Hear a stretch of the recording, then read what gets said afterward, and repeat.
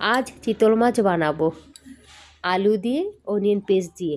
হলুদ গুঁড়ো, লঙ্কা গুঁড়ো, নুন দিয়ে একটু মেখে নিলাম, হালকা করে ভেজে নিলাম।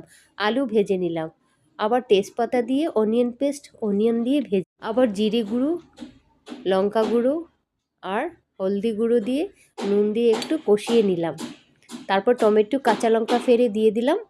তারপর হালকা করে ভাজা মাছটা দিয়ে দিলাম। লাস্টে যখন টানবে তরকারিটা, তখন একটু ধনিয়া পাতা দিয়ে দিলাম। এই দেখুন কি সুন্দর লাগছে না চিতল মাছটা দেখতে। সো অসাম লাগছে চিতল মাছটা দেখে।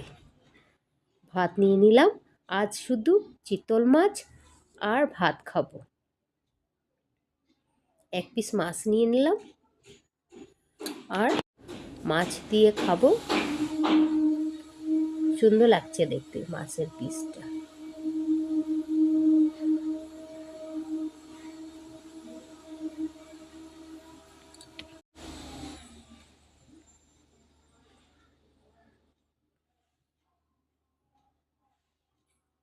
টেস্টি।